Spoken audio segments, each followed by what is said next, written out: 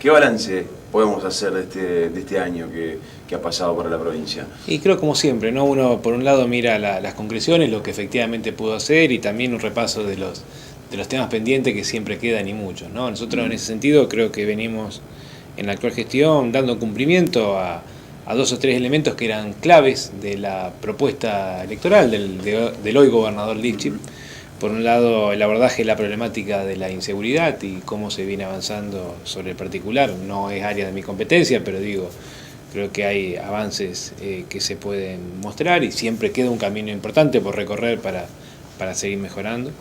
Y por otro lado, poder haber ejecutado en este año un proceso de inversión pública muy fuertemente, que muchos cuando el gobernador lo prometía en campaña les parecía de difícil cumplimiento y en los hechos el año pasado, en el 2016, hemos duplicado, en números redondos, hemos duplicado la inversión respecto al 2015 y en este ejercicio 2017 faltará ver los últimos días del ejercicio, pero más que duplicamos la inversión pública respecto de la del 2016, con lo cual cuando uno tiene en cuenta ambos elementos nos encontramos con que en este año la inversión pública que pudimos hacer estuvo muy por encima de la del año 2015 y confluyeron un conjunto de elementos. Por un lado jugó a favor el fallo de la Corte Suprema de Justicia de finales del 2015 que le permitió a Santa Fe empezar a recuperar el flujo que le llamamos, es decir, que no se nos descuente el 15% de la coparticipación, nos queda pendiente la deuda de gran magnitud, que eso permitiría obviamente apuntalar mucho más aún. Y por otro lado, un manejo austero en lo que llamamos el gasto corriente, el gasto de funcionamiento de la administración, que te permite que hoy el grueso de la obra pública la estemos financiando con lo que llamamos ahorro corriente, que es la diferencia entre recursos corrientes y gasto corriente. También apuntaló permitió financiar la inversión pública el acceso al crédito público. Argentina recuperó a partir de la resolución del conflicto con los holdouts en marzo del año 2016 la posibilidad de salir al mercado de capitales y financiarse con tasas más razonables que las que en otro momento de la historia de nuestro país pagaba hasta hace un par de años atrás. Santa Fe en ese sentido creo que hizo un buen uso del financiamiento porque pudimos obtener tasas muy bajas en comparación al resto de las provincias argentinas, la tasa más baja que obtuvo una provincia argentina y a plazos de amortización razonables, teniendo muy claro que el destino de esos recursos es para obra pública y no para financiar gastos de funcionamiento, cosa que en muchas de las provincias argentinas que fueron al mercado de capitales no sucede. Se buscó financiamiento en dólares a largo plazo para financiar los sueldos del mes que viene, ¿no? Eso pasó en muchas provincias de Argentina, no es el caso de Santa Fe. El 100% de los recursos que ingresaron a través de la vía del financiamiento fueron volcados a inversión pública y permitieron sostener este nivel que les digo que ejecutamos en el 2016 y que ejecutamos en este 2017. La legislatura aprobó el presupuesto 2018, donde además incluye un pedido de endeudamiento, uno nuevo, que tiene que ver con otro plan de obras distinto al cual se vino ejecutando ya. ¿De cuánto es este endeudamiento? ¿Cómo se llevaría a cabo? Está por fuera de la ley de presupuesto. De hecho, todavía no fue aprobado el endeudamiento. Sí, no el presupuesto. No está incluido. Nosotros optamos en estos 2 años de dar las discusiones que hacen, los grandes temas que hacen a la administración financiera de la provincia en leyes separadas, más allá de que todas tienen un vaso comunicante, que en definitiva es el presupuesto, ¿no? Pero el presupuesto se discute en una ley. Las cuestiones tributarias se discuten en otra ley, las autorizaciones para operaciones de financiamiento en otra ley, se lo hacen en leyes separadas. Hoy lo que tenemos es el presupuesto 2018 ya aprobado y pasó para cuando se retomen las sesiones extraordinarias de la legislatura la discusión sobre el sistema tributario provincial y sobre las autorizaciones de endeudamiento que solicitamos. Que son la autorización de endeudamiento son en 2 grandes bloques, ¿no? Por un lado, el segundo tramo de la emisión de títulos que ya habíamos hecho el año 2016, hicimos una emisión por 500 millones de dólares. En aquella oportunidad el Ejecutivo había propuesto una autorización por 1.000, la legislatura optó por autorizar la mitad de ese monto con un detalle de cuáles son las obras que deben financiarse, que son algo más de 190 obras, que claramente costaban mucho más que 500 millones de dólares, pero les pareció prudente a los legisladores y nosotros lo acompañamos, que en la primera experiencia de Santa Fe en el mercado de capitales el monto fuera menor. Pero en el entendimiento que una vez que se tomaran esos recursos, se demostrara que Santa Fe puede obtener recursos en el mercado de capitales a una buena tasa, cosa que se demostró, recién les contaba, la tasa más baja del país. Y segundo, que el Ejecutivo efectivamente utilizaba los recursos para financiar esas obras y no para cubrir baches de los gastos de funcionamiento, cosa que también se demostró con la ejecución presupuestaria, es muy fácil verlo, que volviéramos a la legislatura. Bueno, en ese sentido hemos vuelto a la legislatura para aprobar el segundo tramo de 500 millones, de los cuales más o menos la mitad resultan necesarios para terminar de ejecutar las obras que estaban en la ley anterior. Cuando uno empieza a formular los proyectos ejecutivos, a hacer los llamados a licitación y empiezan para aquellas obras que están contratadas a aplicarse las redeterminaciones de precios en una economía inflacionaria como la nuestra, los precios de las obras suben y el monto del dólar en el último año y medio se ha mantenido bastante estable, ¿no? Entonces, evidentemente, esos 500 millones de dólares no alcanzan para las 190 obras. Hoy tenemos en ejecución algo más de 120 obras de las 190 de esa ley, por un monto que permite aplicar la totalidad de los 500 millones de dólares.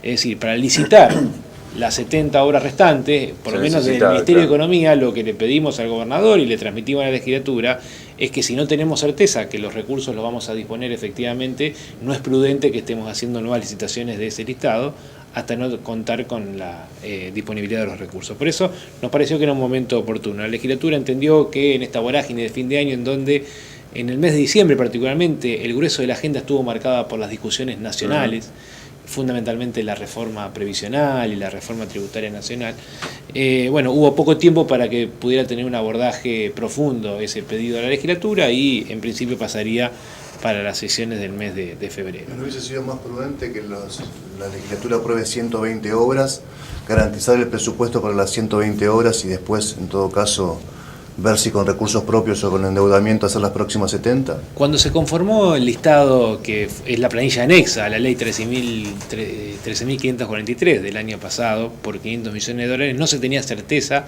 de cuál era el monto de cada una de esas obras. Por eso digo, el monto uno lo sabe cuando tiene el proyecto ejecutivo. En aquel momento muchos de los nombres de las obras que estaban en ese anexo eran títulos. No tenías un contenido concreto de cuánto podía costar esa obra.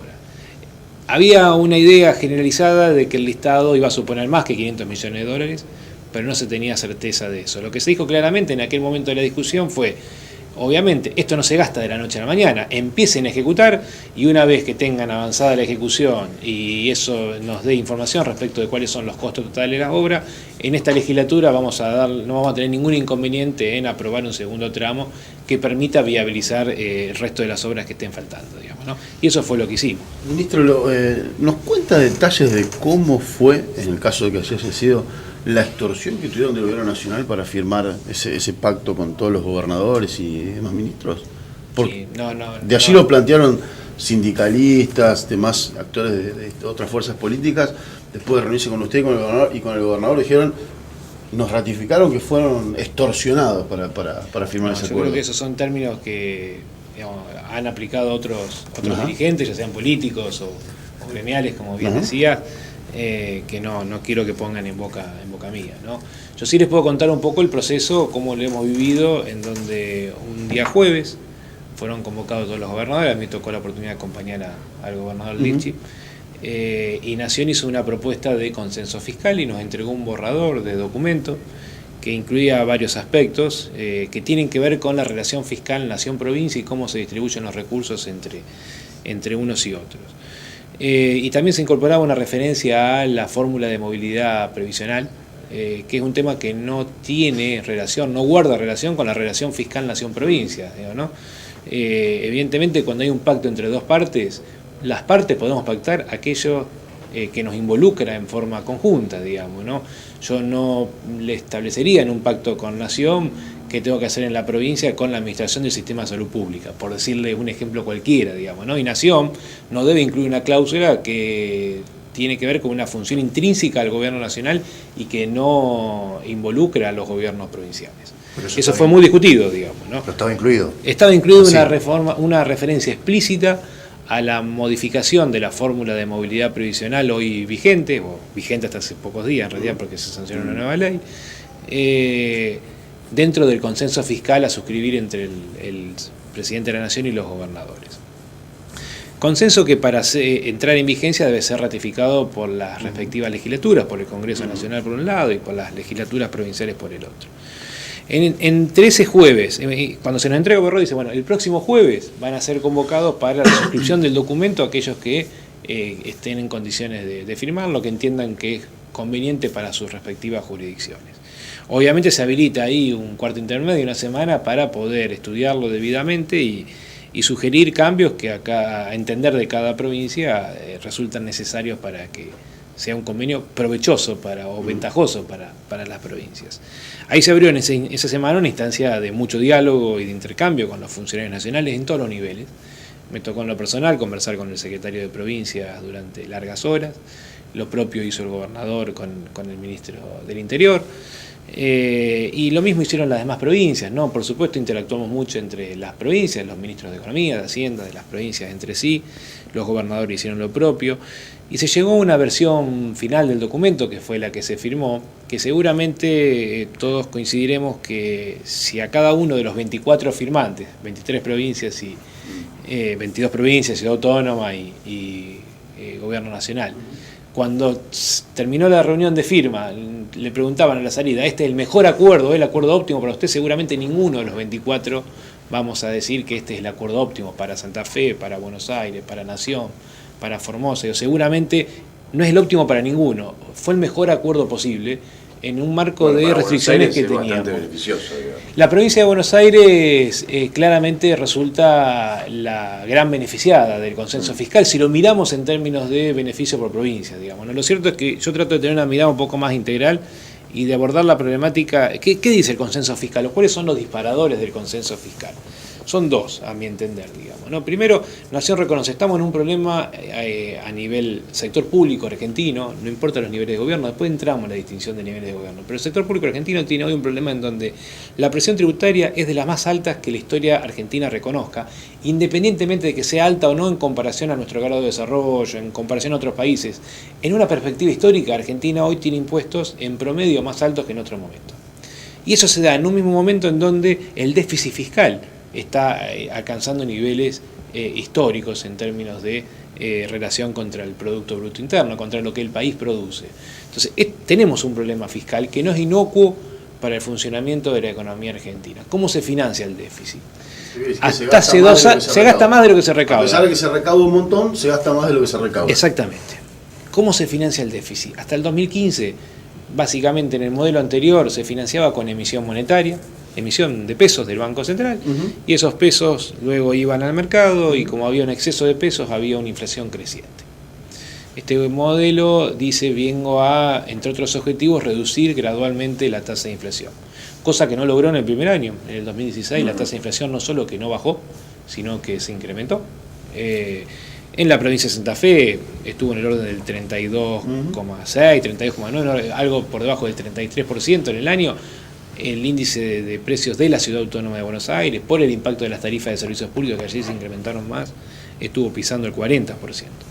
Ahora, en el 2017 empieza a bajar la inflación contra los ejercicios anteriores. Pero imprimir contra entonces, endeudamiento fuerte. Ahí vamos. ¿Cómo se está financiando el déficit? Con emisión de deuda. El déficit sigue existiendo, se financia distinto, se financia con emisión de deuda. Y traer emisión de deuda, que el grueso es en el exterior, significa esto trayendo divisas, trayendo dólares de afuera. Y eso tiene dos efectos para la economía. Por un lado, genera mucha oferta de dólares y el precio del dólar, el tipo de cambio, lo que cuesta el dólar es el precio de un bien como cualquier otro, se determina por ley de oferta y demanda. Si hay mucha oferta de dólares como consecuencia de la llegada de financiamiento del exterior, el precio del dólar está planchado.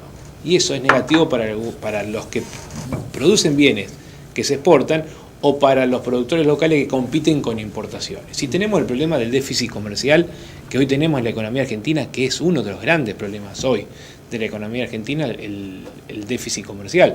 Compramos afuera mucho más de lo que vendemos afuera. Estamos acumulando un problema de déficit comercial creciente. Pero otro efecto de ese financiamiento del déficit vía emisión de deuda en el exterior es que el gobierno necesita pesos para gastar. Entonces los dólares que trae de afuera prestados se da vuelta y se los vende al Banco Central, que para poder comprar esos dólares y engrosar sus reservas, cosa que viene haciendo, emite pesos. Entonces estaríamos nuevamente con el mismo problema, más pesos en el mercado, y el Banco Central saca esos pesos del mercado para evitar el efecto inflacionario mediante la emisión de LEVAX. Y eso tiene dos efectos, a su vez. Y perdonen la secuencia, a lo mejor alguno ya se me perdió, pero un efecto es lo que se llama el déficit cuasi fiscal. El Banco Central, para poder retirar esos pesos del mercado mediante la emisión de LEVAX, paga un interés muy alto. Y eso es un déficit del Banco Central. Déficit cuasi fiscal se llama porque no consolida con el déficit del sector público no financiero.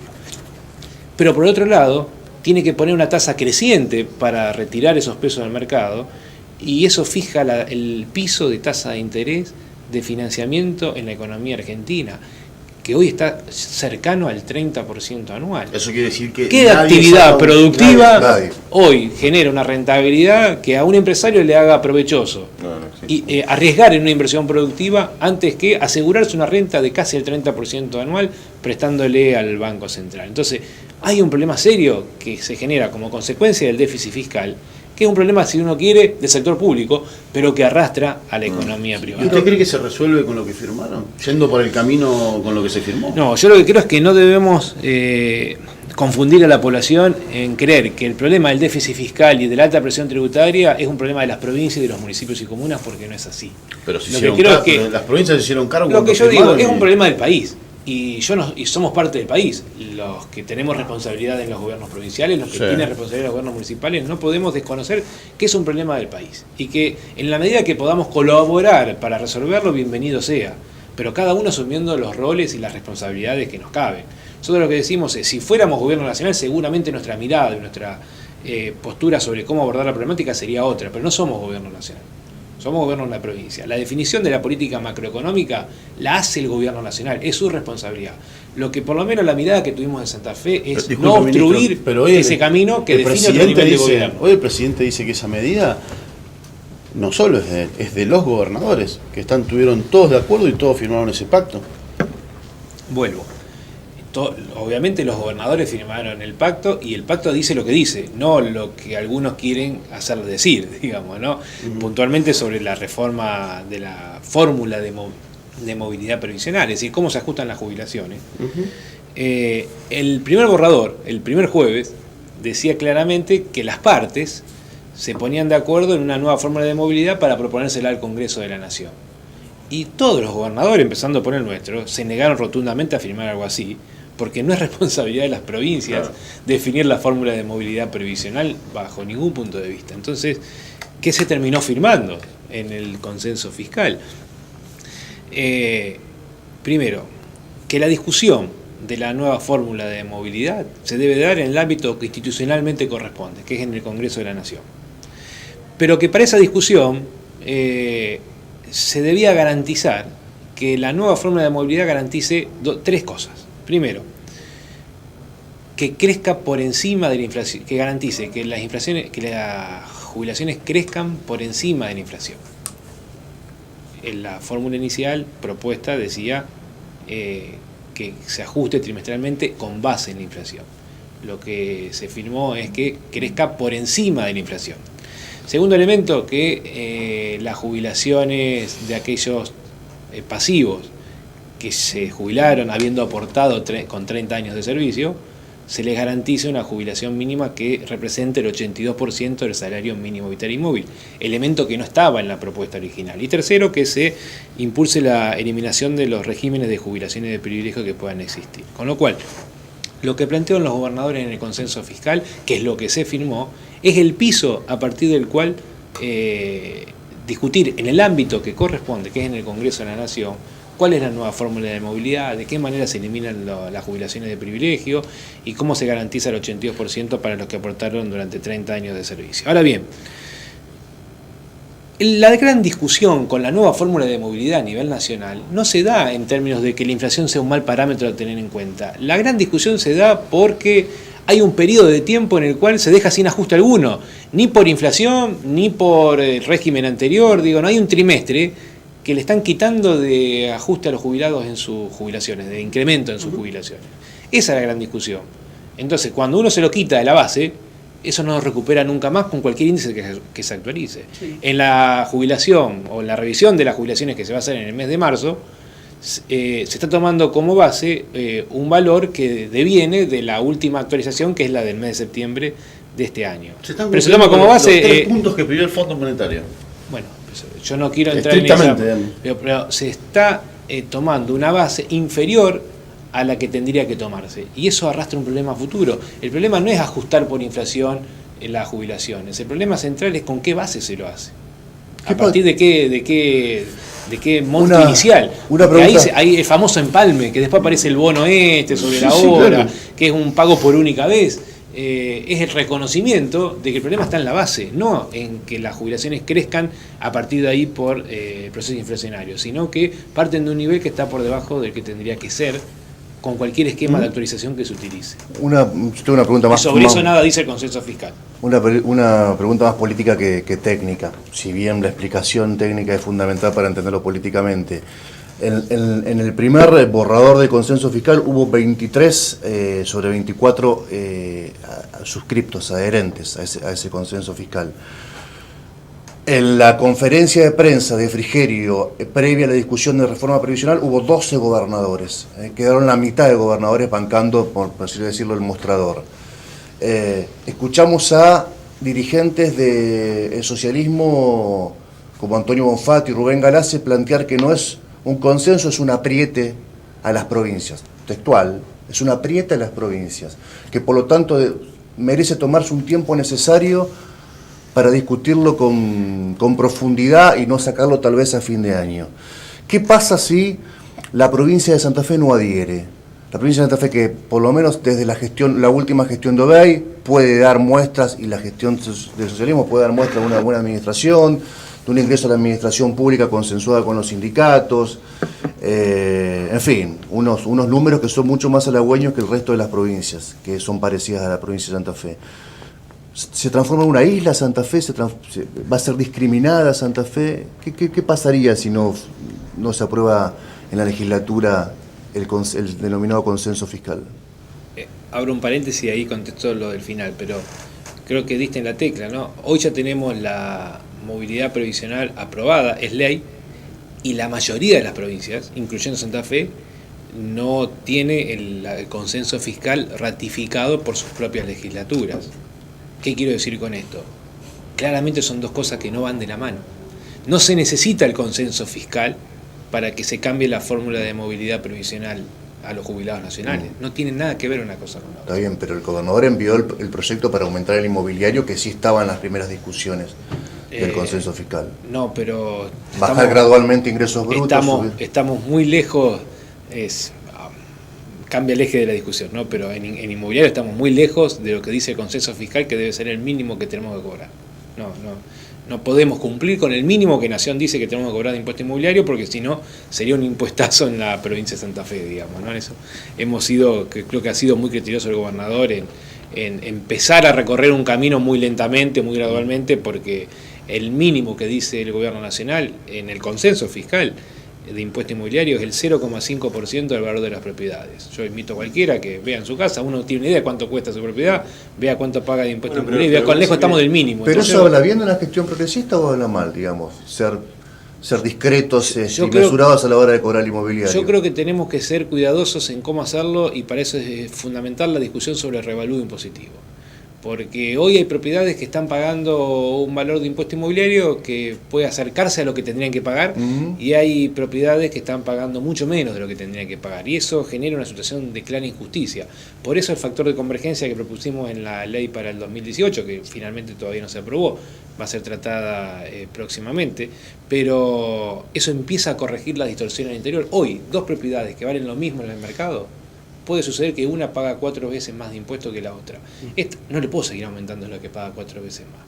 Tengo que empezar a hacer converger a la que está por debajo de los valores relativos hasta el nivel que permita que tengamos una situación equitativa, ¿no? Pero bueno, trato de volver a la pregunta inicial. Sí. El hecho de despegar la discusión legislativa nacional con el consenso fiscal ratificado por las provincias es una demostración clara que la discusión de la fórmula de movilidad previsional del sistema nacional nada tiene que ver con el consenso fiscal. Porque si tuviera que ver, no se podría haber aprobado la nueva fórmula de movilidad sin que el consenso fiscal sea ratificado por las legislaturas de las provincias. Hoy casi ninguna provincia ratificó por legislatura. Pero ministro, 17 senadores del Frente para la Victoria votaron la reforma previsional. 5 diputados del Frente para la Victoria fueron claves para torcer la voluntad en la Cámara de Diputados. Evidentemente, no sé Santa Fe, pero el resto de la provincia, ese puntito que decía, que hablaba sobre el ajuste previsional, significaba una extorsión. Porque Entre Ríos, con gobernador Frente para la Victoria, senador del Frente para la Victoria, diputado del Frente para la Victoria, votaron el consenso, la reforma previsional. Y así otras provincias también que acompañaron. Pero los legisladores nacionales de esas jurisdicciones tendrán que explicar por qué la votaron, digamos, no la reforma Pero previsional. porque hablaron directamente de apriete, ministro. Vuelvo a decir, el consenso fiscal es una cosa, la reforma previsional es otra. Hoy tenemos cambio de la movilidad previsional, que es ley nacional, y sin embargo la mayoría de las provincias todavía no firmó no adhirió por ley al consenso fiscal. Significa que el cambio del mecanismo para actualizar las jubilaciones no requería del consenso fiscal. Pero cuando estaba escrito, cuando vieron ustedes escrito ese párrafo, todos vimos, lo hemos pasado además, ninguno sospechaba de que iban a recortarle a los jubilados y que parte de la plata que iban a enviar a las provincias iba a salir de ahí. Bueno. Porque eso se planteó a la hora y media de que salieron todos de la reunión, el tema estaba puesto sobre la mesa. Es difícil de creer que ninguno de los gobernadores ni ninguno de los ministros tenía información de qué era eso que se estaba firmando. A ver, de lo que se firmó, que es lo que le acabo de decir, el piso para la discusión de la nueva fórmula de movilidad en el Congreso de la Nación. Al articulado del proyecto de ley que luego el Poder Ejecutivo mandó a tratamiento. No, pero yo le pregunto el fondo, el objetivo, ¿por qué se quería cambiar? ¿Por qué estaba la propuesta allí que iban a cambiar la fórmula? ¿Cuál era el motivo que les esgrimieron para decirle, che, porque cambias una fórmula porque tenés un objetivo? El objetivo era ahorrar plata de ANSES. Nunca se precitó en esos términos. En la negociación no se precitó en esos términos. ¿Y nunca se planteó la duda de, che, por qué quieren reformar la fórmula? ¿Por qué iban a cambiar la fórmula? Porque, digamos, por lo menos la discusión que se dio en ese ámbito sí. fue que se pretendía que la nueva fórmula es el principal componente del gasto nacional, el gasto del sistema previsional. Lo que pretendía Nación es darle previsibilidad a la evolución de sus gastos en sintonía con la evolución del proceso inflacionario. Ahora, de ahí a cuál es la fórmula específica que se aprueba y cómo se come un trimestre dentro de la actualización, eso nada dice el consenso fiscal. Al margen de cómo es la fórmula, yo me imagino que en las reuniones donde están gobernadores, ministros, autoridades nacionales, se discute sobre el fondo de las cuestiones. Digo, ¿por qué vamos a cambiar la fórmula de cálculo de los jubilados? Pero no la cambiamos los gobernadores, no la cambia el consenso fiscal, cambia el Congreso de la Nación. Está bien, pero digo, quedó expreso en el documento al cual le dieron aval todos los gobernadores, que eso se iba a llevar adelante. No se discutió de qué se trataba esa reforma, nadie dijo. No, porque sería avanzar sobre un ámbito que no nos corresponde hacerlo. Pero sin embargo lo firmaron. Pero no avanzamos, al contrario, se estableció el piso para esa negociación. Lo que decimos yo digo, es un resguardo, una salvaguarda, usemos el término que quieran. Si van a discutir una nueva fórmula de movilidad previsional, este es el piso que le pedimos que tenga. Ahora, no me hagan asumir a las provincias responsabilidades que no son nuestras. Que así hizo asumir el presidente después. Yo digo, porque pero el presidente salió a hablar acuerdo mío y de todos los gobernadores. Eso es lo que dijo el gobernador. Por supuesto, y el acuerdo dice lo que dice, no lo que algunos le quieren hacer decir. El acuerdo dice lo que está escrito. En ningún lugar habla de una nueva fórmula de movilidad previsional avalada por los gobernadores. Lo usó como excusa. De hecho, el propio presidente dijo que estaba avalado por los gobernadores. Vuelvo. Está bien, pero la pregunta es cuidadosos en no hacerle decir al sí. consenso fiscal lo que el consenso fiscal. Pero ustedes no se imaginaban que iba a suceder, que ese consenso fiscal iba a ser utilizado como escudo para avanzar en una reforma previsional en el Consejo, como evidentemente sucedió, porque después los pusieron a todos los gobernadores adelante y el propio presidente dijo, esto es lo que firmamos con los gobernadores. Nuestro gobernador, creo que también fue muy claro en la aplicación pública, nunca firmó una fórmula de movilidad previsional. Sí firmó un documento que dice, si van a discutir en el ámbito que institucionalmente corresponde una nueva fórmula de movilidad previsional, garanticemos que la misma le dé un aumento a los jubilados que esté por encima de la inflación. Volviendo a la pregunta que hacía Héctor, ¿qué pasa si la legislatura no ratifica ese consenso? Hay varias provincias, hoy mismo estuve hablando con un par de colegas de otras provincias que todavía no tienen ratificada por sus legislaturas el consenso, son muchas las que no lo tenemos. El documento establece algunas penalidades a las provincias que no adhirieron, y la adhesión es por ley, digo, ¿no? La firma del gobernador es un requisito previo para luego mandar el documento a ratificación legislativa, claro. Pero los efectos jurídicos se disparan con la ratificación legislativa y hoy muchas provincias no la tienen. El consenso fiscal básicamente establece 3 penalidades. 2 importantes, y vamos a ver qué sucede en el mes de enero, qué interpretación le dan las autoridades nacionales a eso, ¿no? Por un lado, se discontinúa las transferencias por Fondo Federal Solidario, Fondo Sojero, que las provincias recibimos, para todas aquellas que no hayan adherido al consenso fiscal o que, habiéndolo adherido, no cumplan con lo que allí está establecido.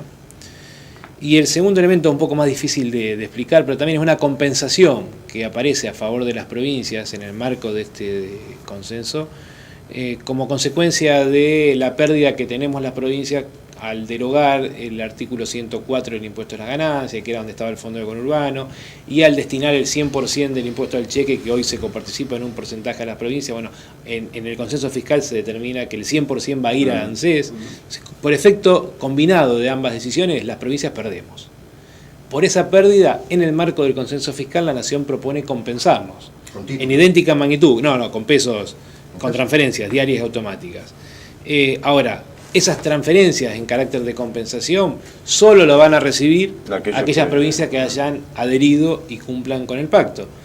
Sin embargo, las consecuencias negativas de la derogación del 104 y el 100% de coparticipación del impuesto al cheque las vamos a recibir todas, estemos o no estemos adheridas, con lo cual ahí habría un segundo perjuicio económico para las provincias que no hayan adherido o que al haber adherido luego no lo cumplen. ¿Es mucha plata para Santa Fe? Fondos Ojeros son 2.200 millones de pesos al año, un 30% para municipios y comunas de ese monto. El año que viene va a ser un poco menos. La compensación depende del precio, claro, depende claro, del tipo de cambio, del precio claro, internacional y de los volúmenes, digamos, claro, ¿no? Sí va a ser menor la alícuota. Claro. Ahora, si me permite, voy a hacer un comentario sobre ese tema también, creo que es de mucha actualidad. La compensación algo más de 1.000 millones de pesos en el año. Sobre el tema de retenciones, va a tener que remarla. La semana pasada publicó un informe del Centro de Estudios Económicos de la Bolsa de Comercio de aquí de la ciudad de Santa Fe, donde analiza el aporte que hace la provincia al Fondo Sojero a través de las retenciones de las exportaciones del complejo sojero. Y ahí, de acuerdo a una metodología que muy detenidamente desarrollan en el informe, se da cuenta que Santa Fe aportó más de 30.000 millones de pesos entre enero y septiembre de este año en concepto de derechos de las exportaciones de soja. 30.000 millones de pesos. Más de 30.000 millones de pesos. Y yo cometí el error de ir a ver mis planillas de cuánto recauda la provincia de todos los impuestos. Patente, inmobiliario, sellos, el denostado impuesto sobre los ingresos brutos, que pareciera de repente que es el diablo del sistema tributario argentino, ¿no? En ese mismo periodo de tiempo recaudamos 25, no tengo el número exactamente en la cabeza, menos en 9 meses el gobierno nacional recaudó solamente de un impuesto en la provincia de Santa Fe, más que lo que recaudó el gobierno de la provincia de todos los impuestos provinciales en igual periodo de tiempo.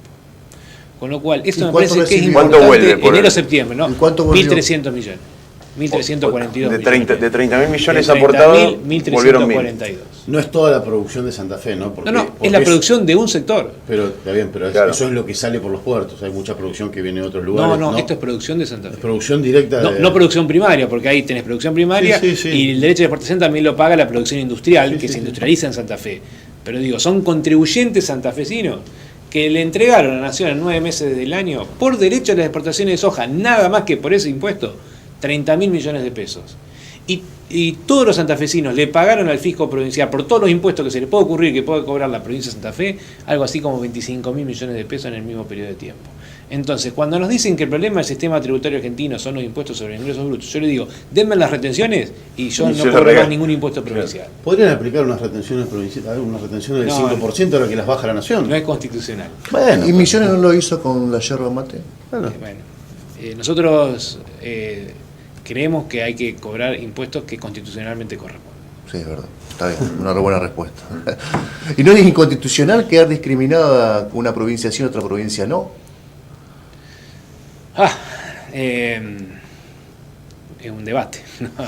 No sé si es una cuestión de discriminación. Creo que las partes, en tanto adhieran, se están sometiendo a un conjunto de reglas que acordaron, de mutuo acuerdo, en tanto adhieran. El problema es si corresponde o no la aplicación de esas penalidades por no adherir.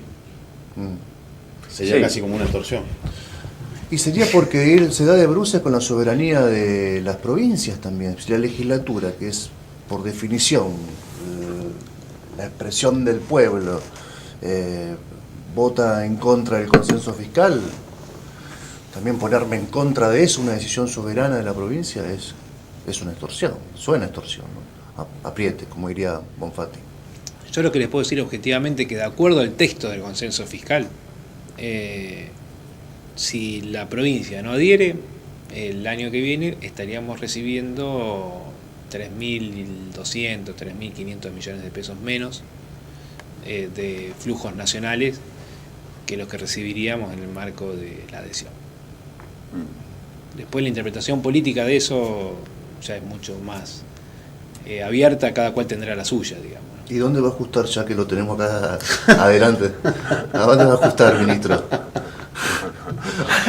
Hay muchos componentes del gasto público provincial que claramente son de carácter rígido, ¿no? A veces queda la sensación que uno tiene un presupuesto que es de algo más de 190.000 millones de pesos para el año que viene, que es muy amplio, y en los hechos, en los espacios de flexibilidad presupuestaria que existen al interior del mismo son muy escasos, y suele suceder que en los hechos la menor disponibilidad de recursos termina reflejándose en una menor cantidad de obra pública, de inversión pública, que es justamente lo que nuestro gobernador no quiere hacer, digamos, ¿no? Nosotros no hemos encontrado en la inversión pública la variable de ajuste del presupuesto provincial. Ministro, y si no se firma, tampoco la Nación se sienta en marzo a negociar los fondos que ya dijo la Corte que le corresponden a Santa Fe.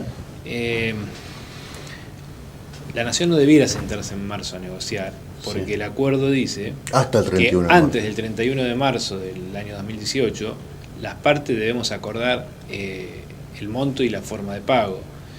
Y como estamos discutiendo algo que por lo menos para la provincia de Santa Fe es fundamental, es una discusión que no vamos a dar de la noche a la mañana, que la queremos abordar con absoluta seriedad. Hace 2 años que venimos intentando hacerlo de esta manera, es siempre la conducta que hemos tenido, por lo menos quienes hablan, y el propio gobernador y los funcionarios que hemos conversado sobre estos temas con autoridades nacionales. Con lo cual entendemos que si el 31 de marzo es la fecha límite, ya debiéramos estar sentados conversando para ver cómo llegamos a cumplir con esa fecha, porque como dijo el señor presidente, los acuerdos se firman para ser cumplidos. ¿Y cómo va esa discusión?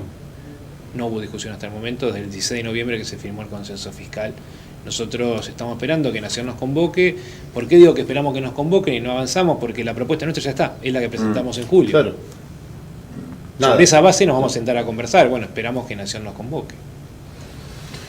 Ministro, gracias por venir. Gracias a ustedes. Que tenga un buen cierre de año. Gracias, igualmente. Aprovecho para saludar a la gente, que tengan, seguramente habrán pasado una feliz Navidad y que tengan un muy buen 2018. Igualmente.